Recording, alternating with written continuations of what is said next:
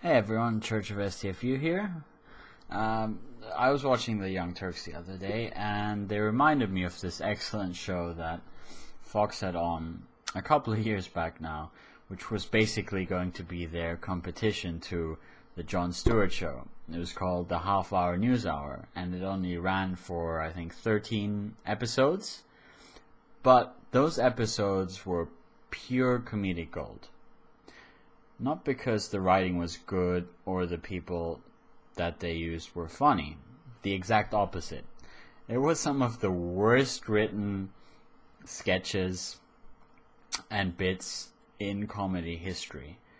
It was laughably bad. And I'm sure right-wingers can produce funny people that can do comedy. But for some reason, Fox has not tapped into that ability at all.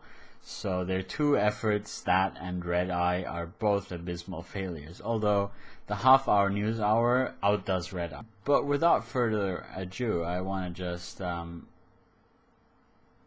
go into a couple of clips here. This segment was called Three Atheists. And it was kind of at the time where all the atheists were writing their books. So first we get the clip introducing the three atheists and their books.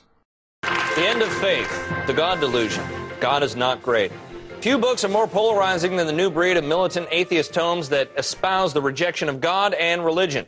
On today's program, we welcome three authors who've written more books that embrace the same anti-God credo. Joining us from Atlanta is author Marshall Brightman. From Portland, we welcome Janet Gold, and here in the studio, Craig Kurland. You can recognize the similarity of those titles to some of the books that were written by the various great atheists.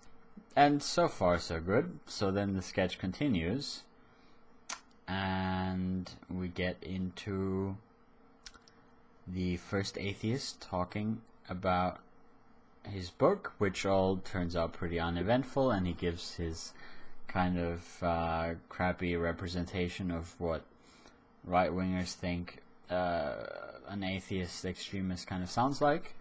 But then we get to the second atheist, and then this happens. Exposes God as a... I talk about belief in God as basically a form of mental illness. Excuse me, but is Mr. Brightman all right? Mr. Brightman? He doesn't look so good. Is he okay? Anybody? Is there somebody in Atlanta who can tell us what's going on? You know what? He's probably just nervous, you know. He's dead. Dead?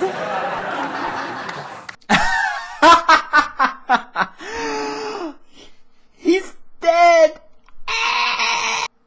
Okay, so hopefully at this point you can see where this is gonna go. God just struck a guy dead for not believing in him. Which is perverse enough in itself, but what I love most of all is the canned laugh track at the end when the guy says he's dead. It's like, yes, he's dead. Oh, that's so funny. The atheist got killed by God because he didn't believe in God. A fascinating message, if there ever was one.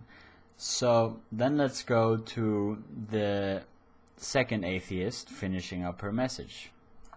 People, sometimes bad things just randomly happen for no apparent reason.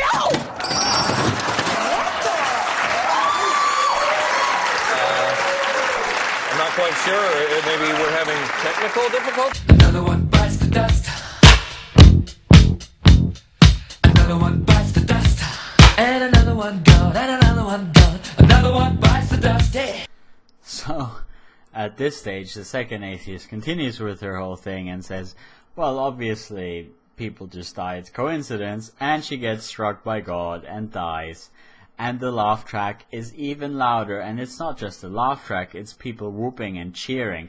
Woo! She's dead. You know, the witch is dead. The unbeliever has been killed. So people are actually cheering for the death. You know, these supposed people who, I'm guessing, canned laughter and canned cheers. But whoever was...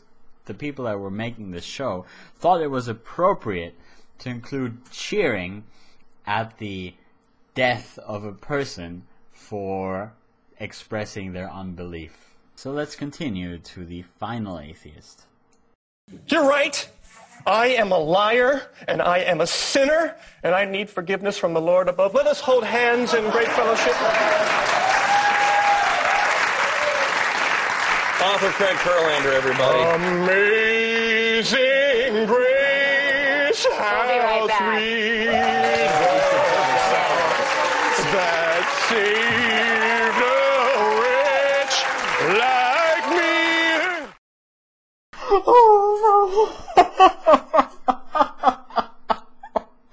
Please don't kill me, God.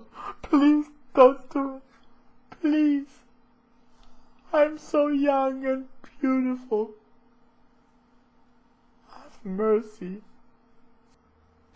So the final atheist obviously decides that there are no atheists in foxholes and surrenders pathetically, pleading for mercy to God. And he gets disapproving looks from the hosts on the panel.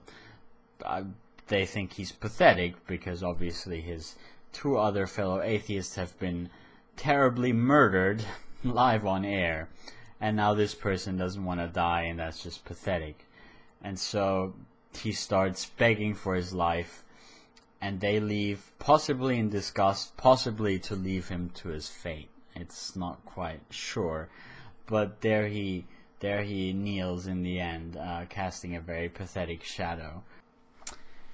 So now that we've been through the half-hour news hour experience, what are the take-home messages?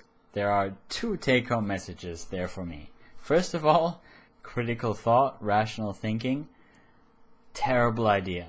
These three atheists, from what we can tell from this clip, weren't bad people, they just did not believe in God. And that's their crime. That's why they have to be horribly slaughtered in front of a live TV audience.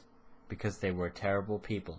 And when that last guy grovels for mercy, once he gets enough evidence to see God is real, and he just says, I'm sorry, I didn't mean to offend a God because I didn't know, I didn't understand, and now I do, what he gets is basically either disdain or hatred. The second point is what it tells us about the people that like this show and the people that created this show.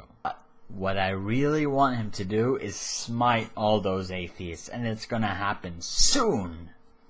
There are people out there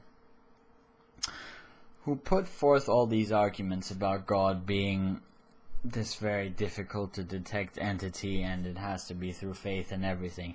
But what they really want is for God to come down and smite all the unbelievers, like me. Waiting. I'm waiting. Still alive. So, in this world it's not happening yet, but what they really are asking God for every night is, just do something about them. They're such smart asses.